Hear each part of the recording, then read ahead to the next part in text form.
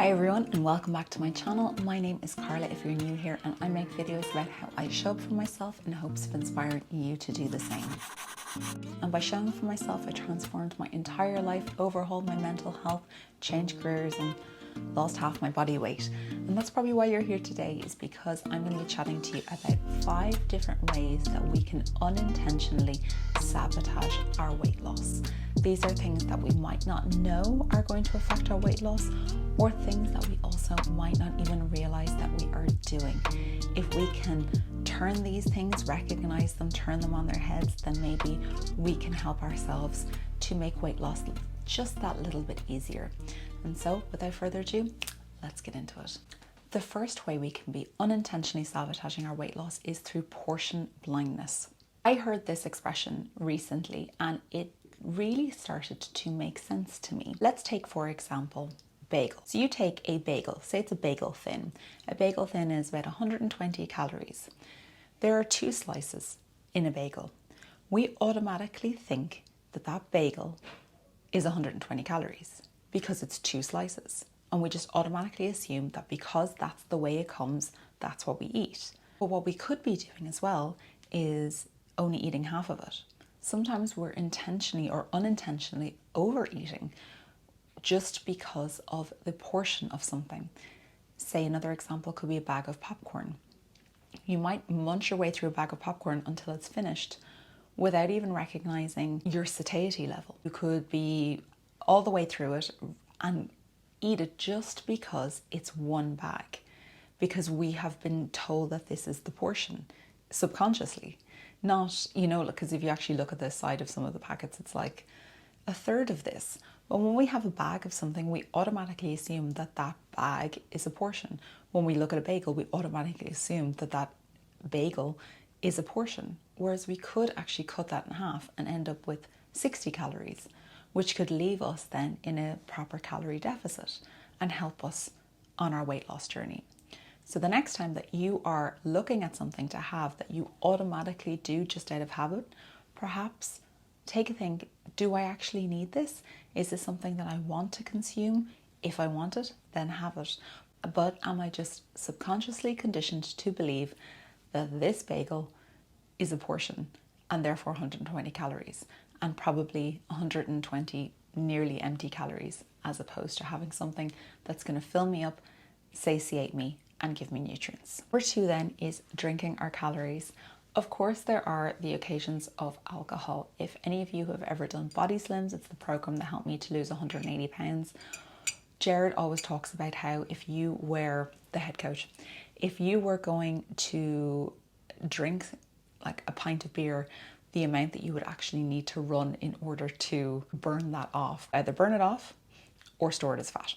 Let's face it, most of us who are going to the pub, we're not going for a run or a marathon halfway through. But I'm not even just talking about alcohol. There's also examples with our daily drinks like coffees and teas. I remember somebody saying to me once before that he would rather be fat than measure out his milk for his tea. And my response would be, that's your choice.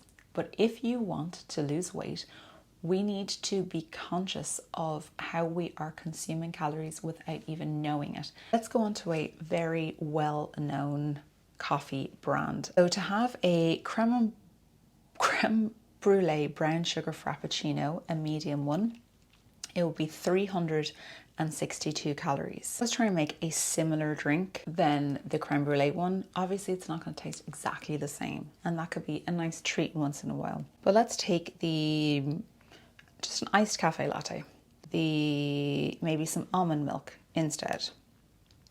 And then we don't want any cream maybe on it, but let's go in for some flavors. Let's have some sugar-free vanilla, and we've got our almond milk. So that iced cafe latte is 131 calories. So you're saving over 230 calories just by making a couple of changes, still having a really nice drink, but not having something that is just liquid sugar. When you have something that's basically liquid sugar, you just have the same reaction as something when you're having a pint, is that our body doesn't know what to do with it. Either use it or store it as fat for future, because our bodies are really intelligent and they think that we are not going to be able to get food again, so they're storing that as fat to help us when we need it. Except that's not what we want when we're in a calorie deficit, when we're trying to lose weight.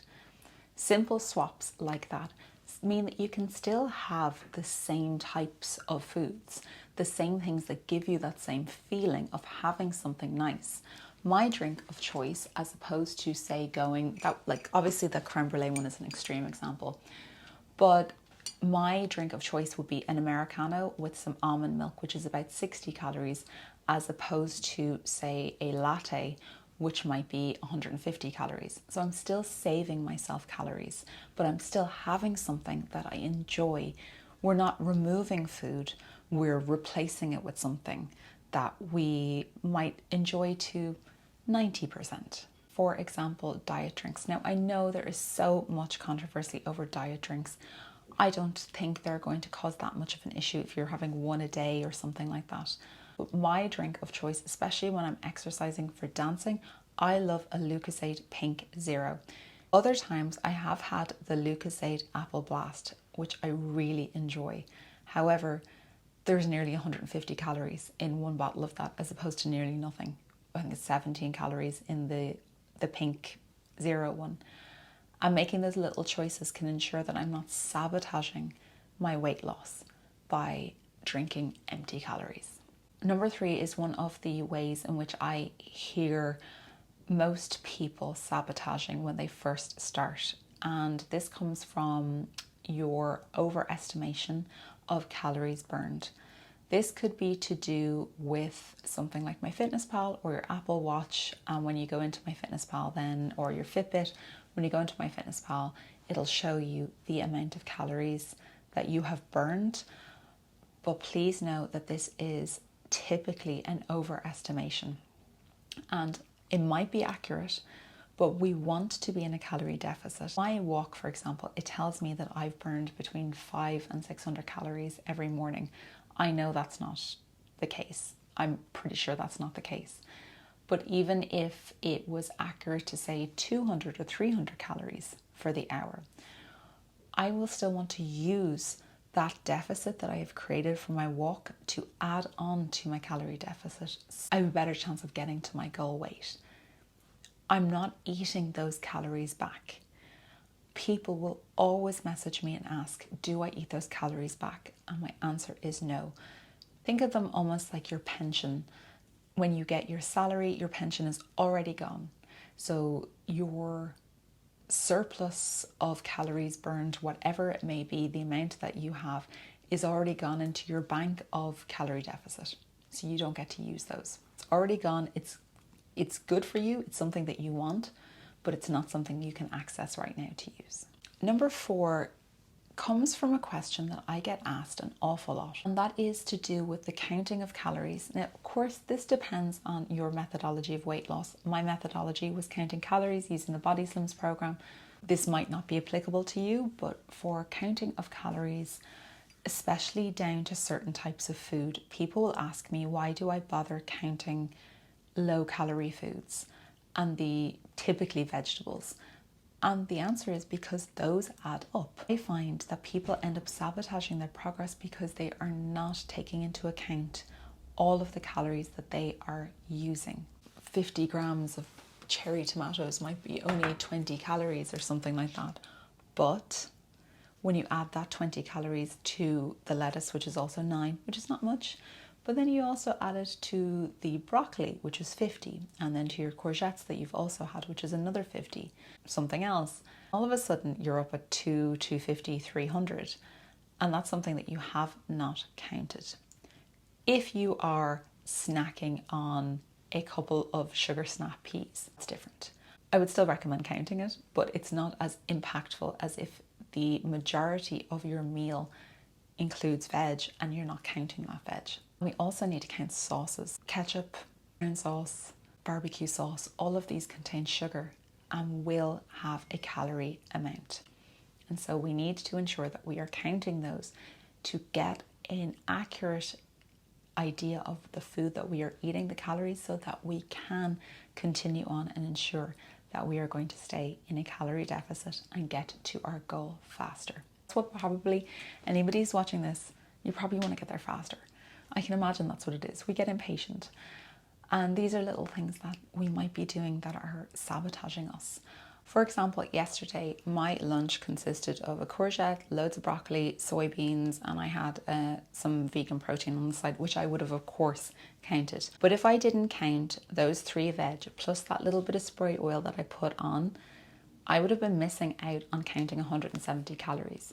Now, it might not seem like that incredible amount, but when we're already working so hard, we don't need to be sabotaging ourselves. And then the final thing that is probably one of the biggest sabotaging moments for people is to believe that weight loss is only Monday to Friday and that it's not 7 days a week.